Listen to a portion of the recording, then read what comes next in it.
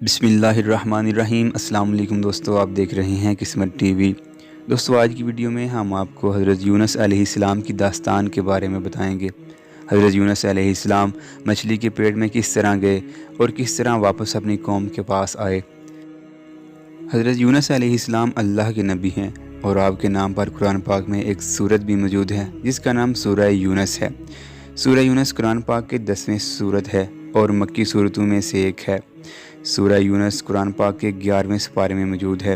اس سورہ میں حضرت یونس علیہ السلام کی داستان کا ذکر کیا گیا ہے، اسی وجہ سے اس کا نام سورہ یونس رکھا گیا۔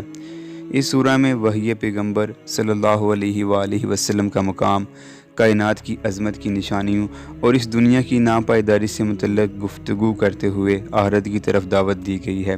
اس کے علاوہ اس سورہ میں طوفان نوح، حضرت موسیٰ علیہ السلام اور فرعون کا تذکرہ بھی کیا گیا ہے۔ سورہ یونس کی 109 آیات، 1844 الفاظ اور 7593 حروف ہے۔ اس میں نبی اکرم صلی اللہ علیہ وآلہ وسلم کی مخالفین کو مقابلے کی دعوت دی گئی ہے۔ اس آیت میں کہا گیا کہ اگر تم سچے ہو تو اس قرآن کی ایک سورت کی طرح ایک آیت لا کر دکھاؤ۔ اس طرح کے چیلنجز حقیقت میں قرآن کے معجزہ ہونے کی دلیل ہے۔ حضرت یونس علیہ السلام کی قوم بت پرست تھی۔ آپ نے اپنی قوم کو کئی برس تک دین حق کی تبلیغ کی اور انہیں بت پرستی چھوڑ کر اللہ پر ایمان لانے کا کہتے رہے، لیکن ان کی قوم بت پرستی سے باز نہ آئی۔ آخرکار حضرت یونس علیہ السلام نے اپنی قوم سے کہا کہ اب تم پر اللہ کا عذاب نازل ہونے والا ہے اور بہت جلد نازل ہوگا۔ حضرت یونس علیہ السلام کی قوم کو یہ یقین تھا کہ آپ اللہ کے سچے نبی ہیں، لیکن وہ بت پرستی چھوڑنے پر آمادہ نہیں تھے، اور ان کو یہ بھی یقین تھا کہ اب اللہ کا عذاب آ کر رہے گا۔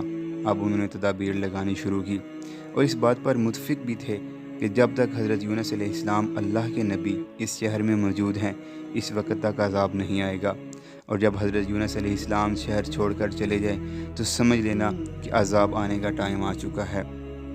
تو انہوں نے حضرت یونس علیہ السلام پر نظر رکھنا شروع کر دی۔ ایک دن جب انہوں نے دیکھا کہ حضرت یونس علیہ السلام شہر میں موجود نہیں ہیں، آسمان پر بادل چھا گئے، کالی گٹائیں چھا گئیں، عذاب کے آثار نمودار ہونے لگے۔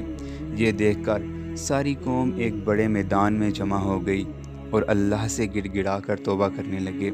جس کے ساتھ ظلم کیا تھا اس سے معافیاں مانگنے لگے، جس کا قرض چکانا تھا اس کا قرض لوٹا دیا، اللہ سے معافیاں مانگنے لگے۔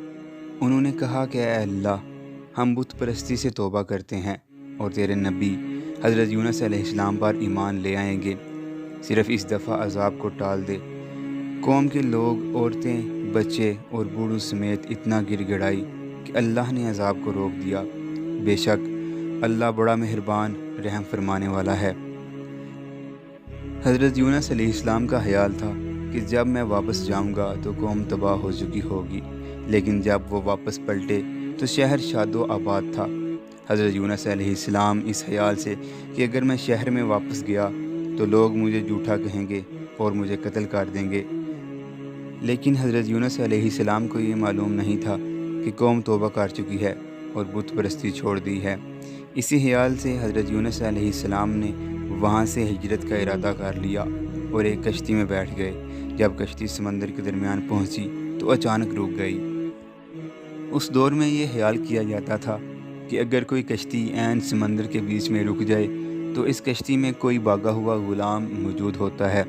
کشتی میں موجود لوگوں نے اس بات کا پتہ لگانے کے لیے پرچیاں ڈالی تو حضرت یونس علیہ السلام کے نام کی پرچی نکلی، تو لوگوں نے حضرت یونس علیہ السلام کو پکڑ کر سمندر میں پھینک دیا۔ جب حضرت یونس علیہ السلام کو سمندر میں پھینکا گیا تو ایک بہت بڑی مچھلی نے حضرت یونس علیہ السلام کو نگل لیا۔ جب آپ مچھلی کے پیٹ میں تھے تو آپ نے آیت کریمہ لا الہ الا انت سبحانک انی کنت من الظالمین کا ورد شروع کر دیا۔ آپ کچھ دن مچھلی کے پیٹ میں رہے اور پھر مچھلی نے آپ کو کنارے پر آ کر اگل دیا۔ حضرت یونس علیہ السلام بھوکا پیاسا رہنے کی وجہ سے بہت زیادہ کمزور ہو گئے تھے۔ آپ کی جلد نرم ہو چکی تھی اور آپ کھڑا بھی نہیں ہو پا رہے تھے کہ اللہ تعالیٰ نے اپنے کرم سے آپ کے نزدیک ایک کدو کی بیل اگا دی، جس پر سے آپ خوراک حاصل کرتے رہے۔ جب آپ کی صحت کچھ ٹھیک ہوئی تو آپ اپنی شہر کی طرف واپس چل پڑے۔ جب حضرت یونس علیہ السلام اپنی قوم کے پاس پہنچے تو آپ کی قوم نے خوش دلی سے آپ کو خوش آمدید کہا اور آپ پر ایمان لے آئے۔ دوستو، قرآن پاک میں اس طرح کے واقعات کا تذکرہ کرنے کا مقصد یہ ہے کہ ہم ان سے عبرت حاصل کر سکیں۔ ہم ایسے عمل نہ کریں جو ہم سے پہلی امتوں نے کیے اور وہ عذاب کی مستحق ٹھہری۔